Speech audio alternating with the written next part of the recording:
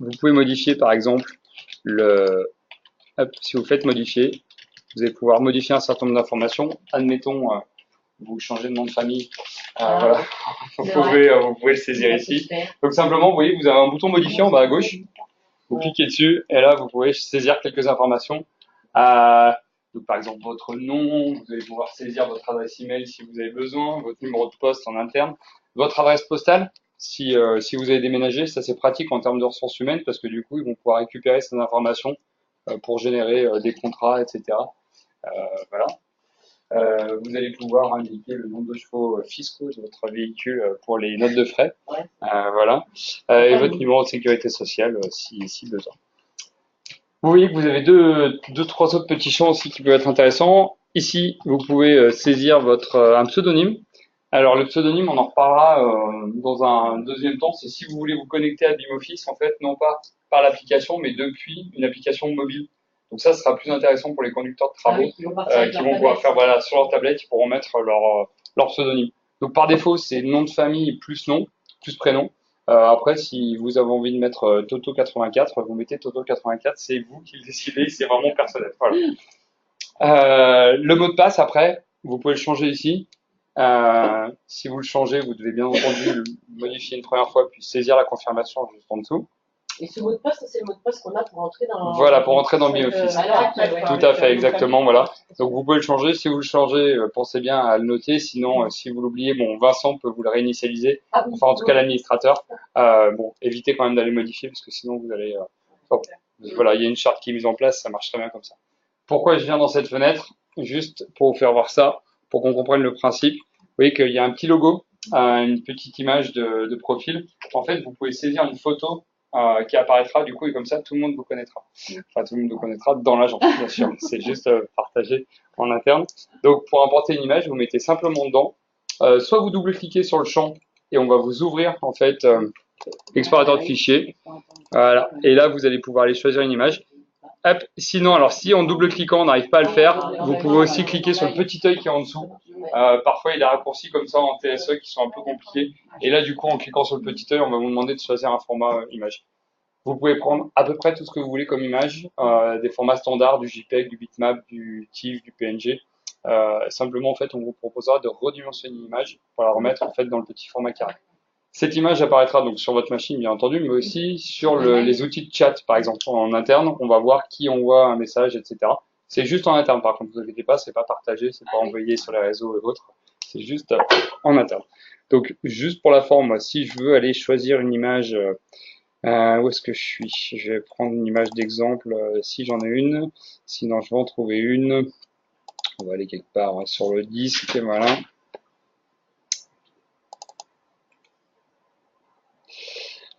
Où est-ce qu'il y a des formats d'images? Il doit en avoir quelque part là-dedans. Voilà. Ah non, il n'y a pas d'image. Alors, c'est pas grave. On ne collera pas d'image. Bon, simplement, si vous cliquez voilà, sur le petit œil, vous allez pouvoir choisir votre image. Si vous avez une image qui est... alors, j'insiste là-dessus parce qu'en fait, ça va être important pour la suite parce que dans les projets, vous allez pouvoir mettre des images. Et dans ces projets, on pourra récupérer après ces images sous forme de variables, donc c'est vraiment important. Si vous voulez, vous pouvez aussi vous mettre dans le champ et vous pouvez copier-coller votre image, simplement. Donc, si vous la copiez depuis votre système, vous venez dans le champ, vous faites CTRL-C, CTRL-V, pardon, directement dedans. Voilà, et ça va la coller directement. Voilà. Bon, ça, c'était juste pour commencer avec les 2-3 petites infos. Voilà. Voilà pour cette palette. Alors, ensuite, donc je vais l'enregistrer, je vais fermer la fenêtre.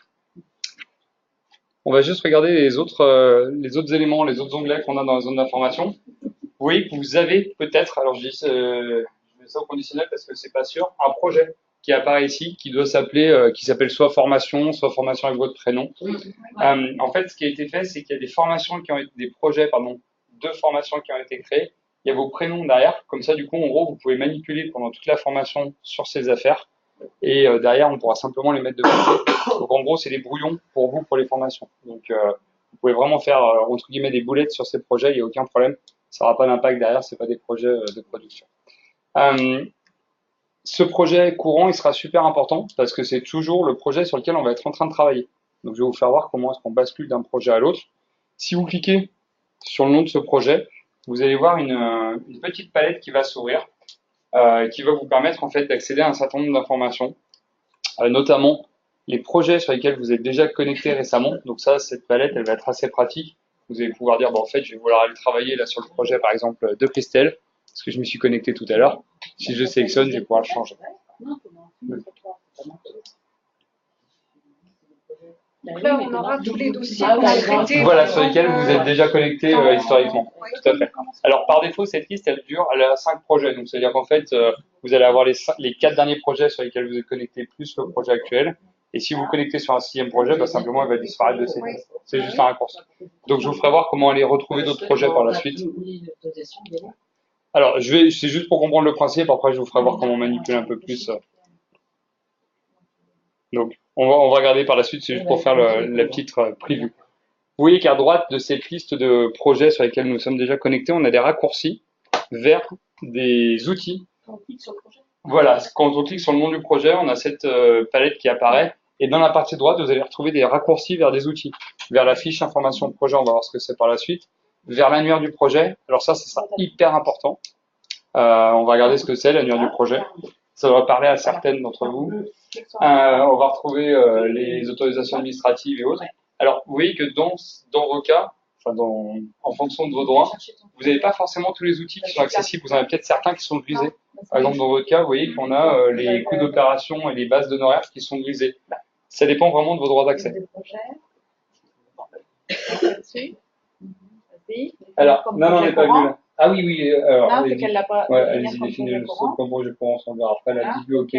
On en parlera après, voilà, si vous fermez tout ça. Voilà. Voilà. Alors, c'est soit sur la recomptée, soit là, c'est pareil pour le coup. Voilà. Et là, regardez, voilà, vous avez la petite palette. Donc, on va énormément se servir de cette fenêtre parce qu'en fait, elle va vraiment vous aider à basculer d'un projet à l'autre rapidement. Notamment, peut-être pour la partie appel d'offres. J'imagine que quand vous travaillez sur le projet, sur l'appel d'offres, vous faites que ça et puis voilà, vous n'allez pas basculer d'un projet à l'autre. Par contre, pour la partie travaux, je sais pas si à un moment vous vous dites aujourd'hui je fais toutes mes propositions de paiement pour le mois, et bah du coup vous allez basculer rapidement d'un projet à l'autre. Donc ça, ce sera très pratique. Donc on va en parler grandement. Voilà. Juste, je vous ferai noter qu'en bas à gauche de cette liste, il y a un bouton plus. Ça sera une constante dans BioOffice. Dès que vous avez une liste en bas à gauche, vous avez un bouton plus pour rajouter de l'information, donc pour créer un nouveau projet.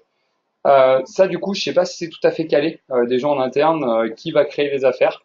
Je pense pas que ça soit de votre côté, pour être franc. Je pense plus que ça va être côté gestion, Mais juste au cas où, quand même, je vous ferai voir si l'affaire n'est pas créée et que vous devez créer une affaire pour travailler dessus. Il va quand même falloir qu'on soit à l'aise avec ça. Voilà. Donc ça, hop, on s'en servira après, on reviendra dessus. Ensuite, vous avez un raccourci vers les emails. Donc, alors pour fermer la fenêtre, pardon, vous cliquez simplement ailleurs. Voilà. Hop. Là, vous avez la fenêtre qui est ouverte, vous cliquez ailleurs. Voilà. Ensuite, vous avez des raccourcis vers les emails. Simplement, donc en cliquant dessus, vous allez avoir la possibilité d'ouvrir les emails. Voilà.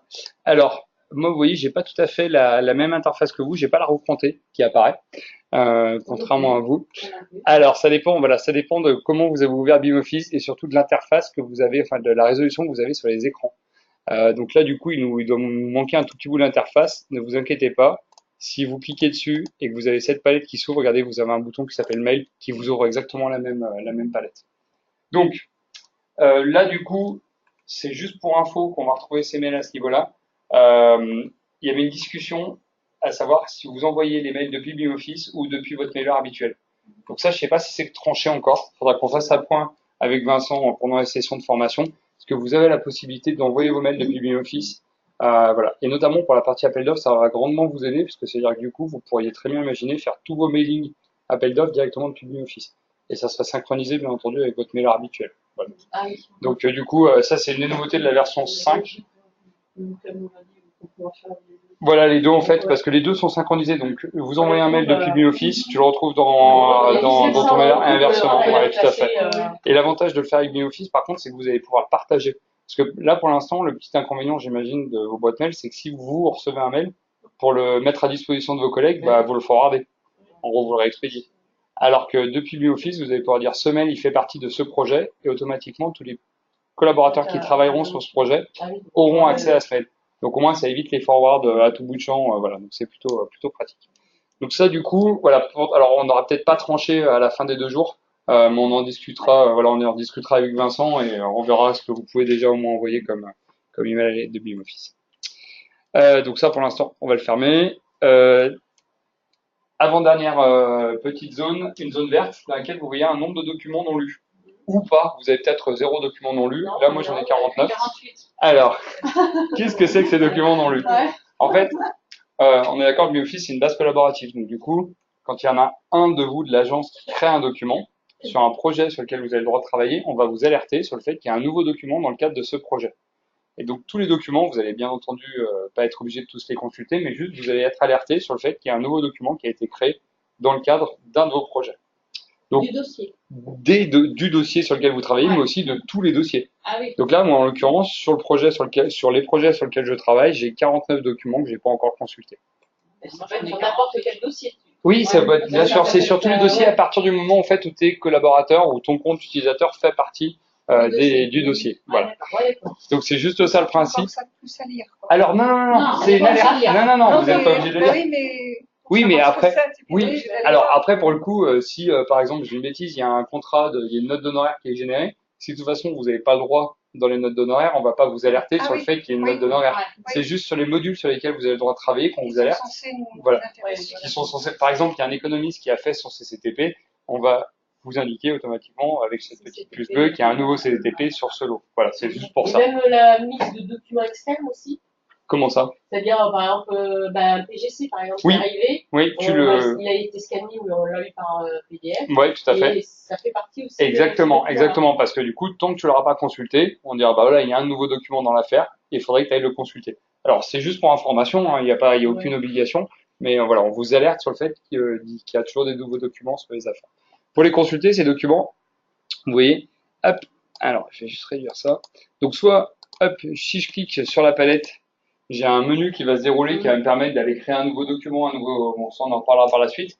Ou sinon, regardez, j'ai un bouton, en fait, qui s'appelle document. Ça va être un lien, en fait, vers l'outil des documents. Donc, vous avez juste à cliquer une fois dessus, ça va vous ouvrir les documents. C'est comme tout à l'heure pour les projets. Voilà. Donc ça, on va en parler grandement. Juste, regardez, si vous cliquez sur la petite roue crantée, qui est juste à côté, vous allez avoir un peu plus. Ah oui, là.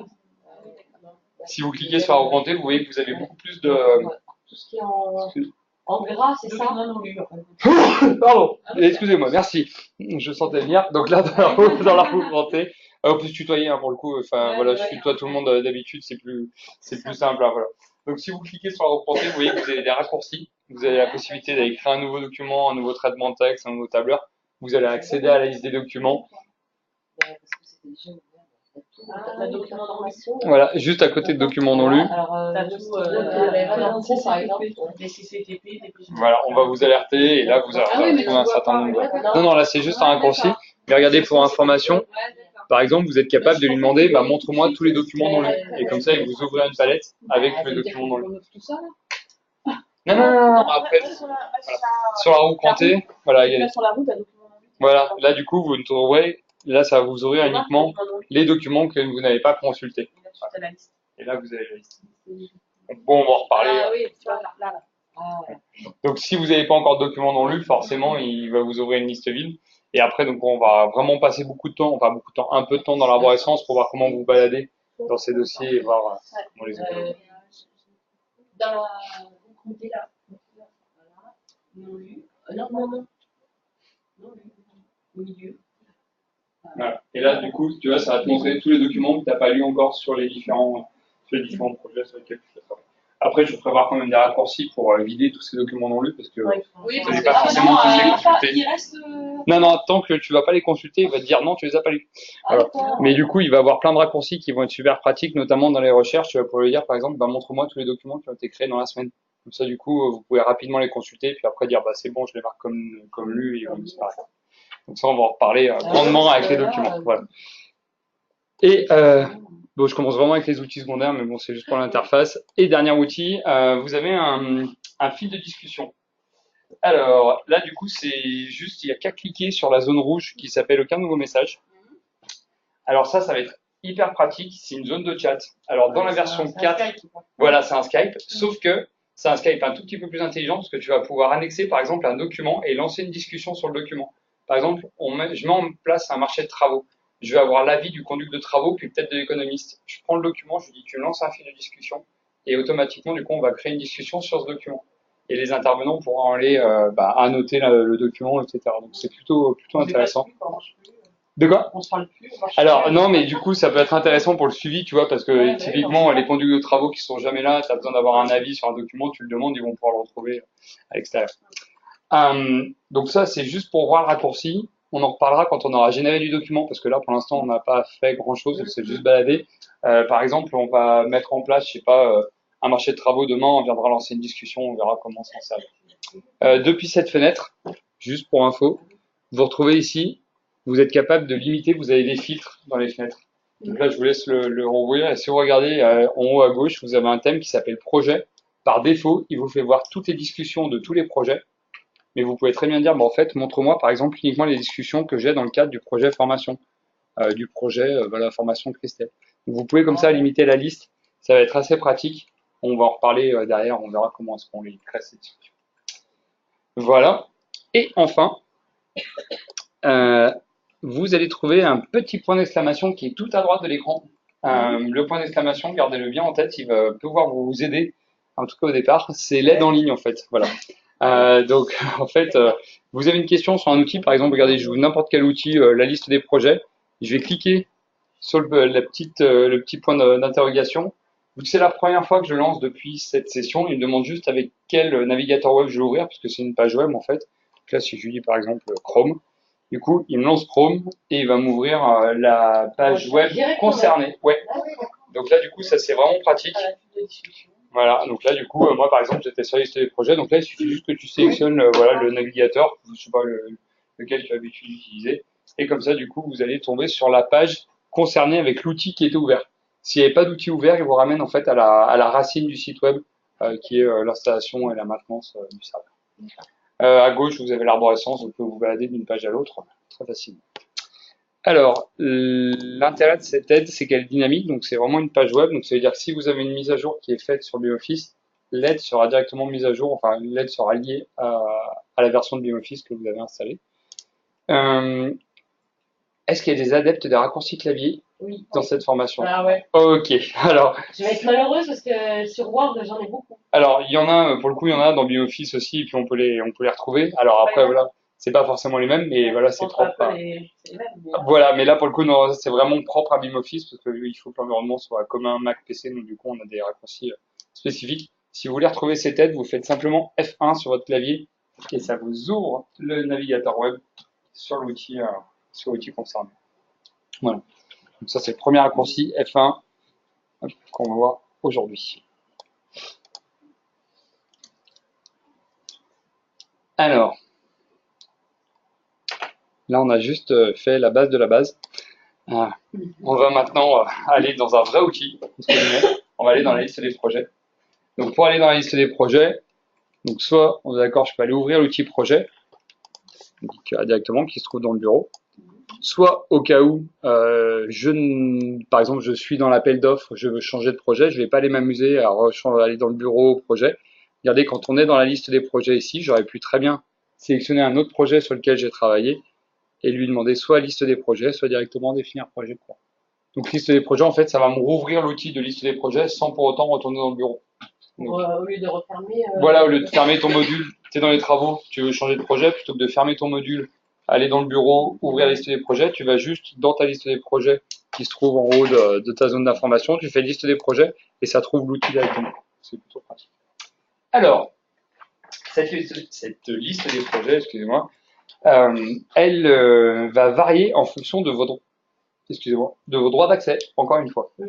Voilà. Donc là, par exemple, vous voyez que j'ai accès à plein de projets.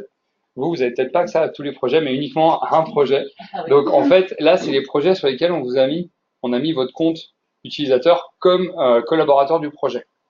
Donc ça, c'est assez pratique parce que très facilement, dans cette liste, du coup, vous n'allez voir que les projets sur lesquels vous pourrez travailler et vous n'allez pas être pollué avec tous les projets de l'agence sur lesquels vous n'allez pas... Ouais, c'est là qu'on discutait aussi avec Vincent, parce que des fois, on se remplace les unes les autres, et donc on est obligé d'aller sur le poste de la collègue, quoi.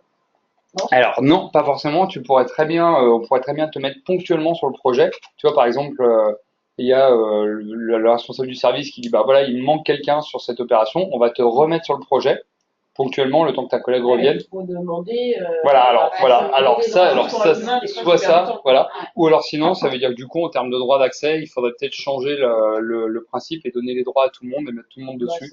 C'est un choix, voilà, à discuter. Les deux sont totalement possibles de notre côté. Parce qu'effectivement, en cas de coup de bourse, ça peut être pratique. Pendant les congés. Voilà, pendant les congés. Alors après, sinon aussi, rappelez-vous que vu que c'est un accès distant, quand vous lancez quand vous double-cliquez sur l'icône pour le remote app, donc pour vous connecter sur le serveur, vous pouvez très bien faire un clic droit et changer en fait le compte utilisateur qui se connecte. Oui. Et donc là, on pourrait imaginer. Oui. Il veut qu'on les change. Alors Ouais. pourquoi, donc, en termes de sécurité, c'est vrai que votre nom de famille avec 39 derrière, c'est au 45 pour Nantes, c'est pas forcément. C'est pas forcément génial. Ouais, donc du coup, c'est normal qu'il vous demande peut-être de le changer.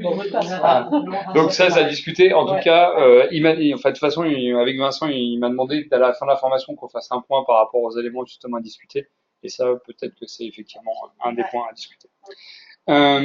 Alors, juste là, dans ce cas-là, pour le coup,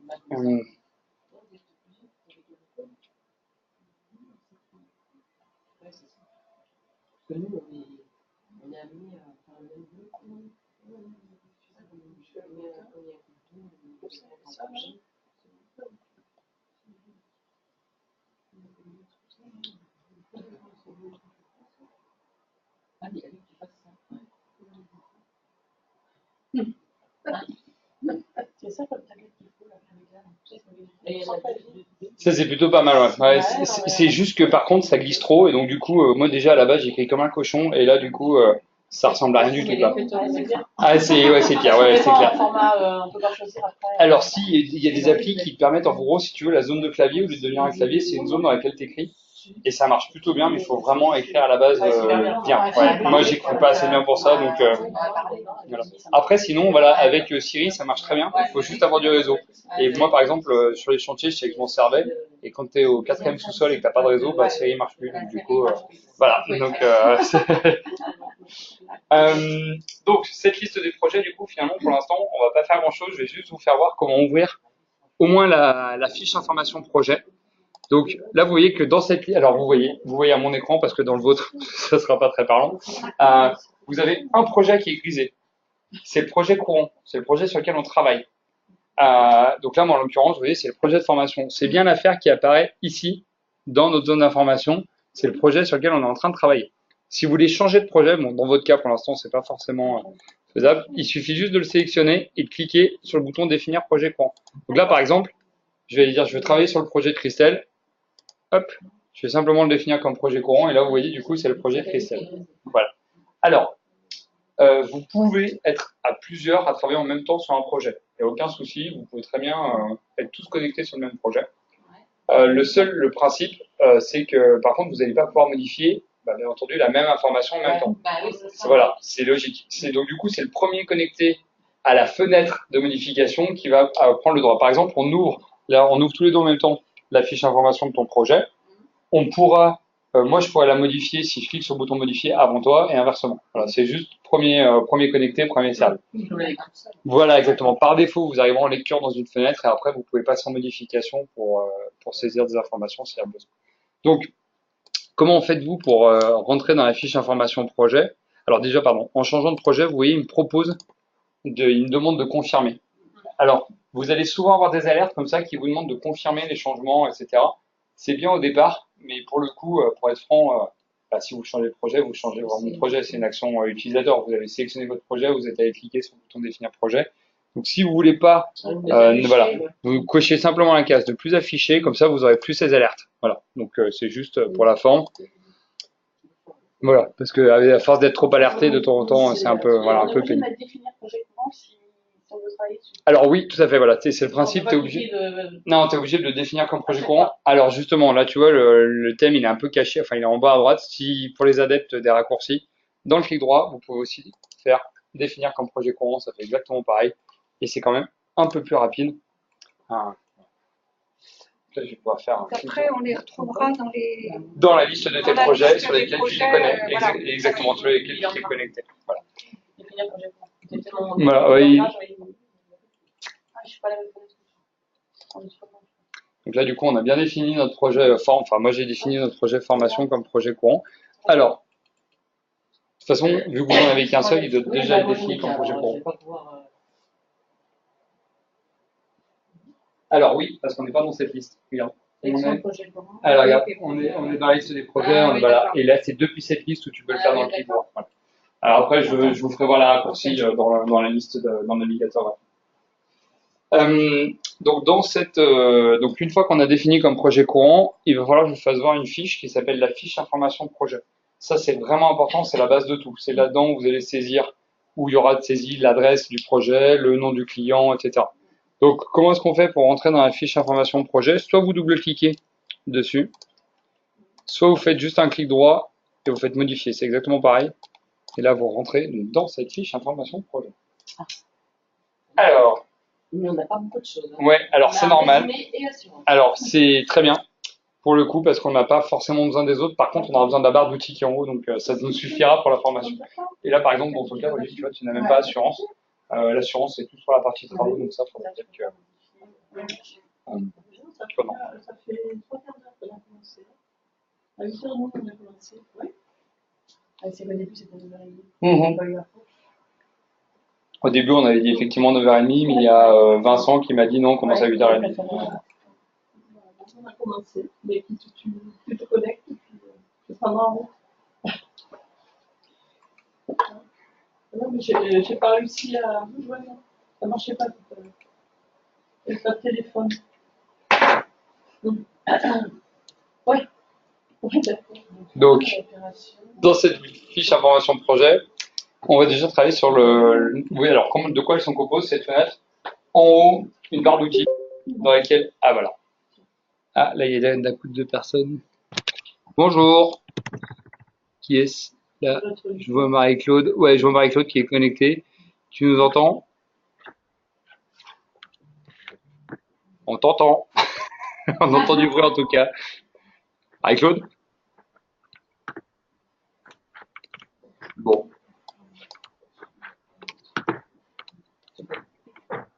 Allô? Et pourtant, le son. Oui. Qui c'est que t'as eu au téléphone là? Lucas, on t'entend? Qu'est-ce que ça, Lucas? Tu vas content? Non, alors attends. Est-ce que c'est. Là, je vois tout. C'est bon. Alors, là, si Je n'entends pas, ils n'ont pas activé leur micro. Si. Là. Écran.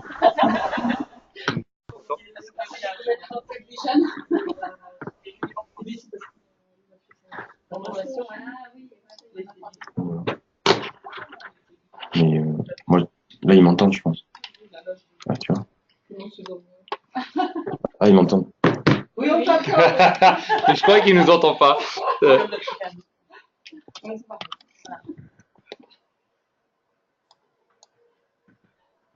C'est la première fois que je fais une formation en ligne et sur site en même temps, mais on va réussir, on va y arriver. Non, pas de son chez nous. Ah,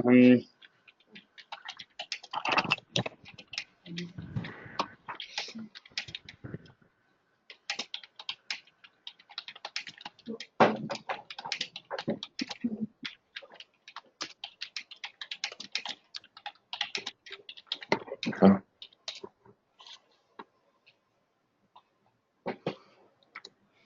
Ah oui, d'accord. Oui, on t'entend. Audio sur l'ordinateur. Ah.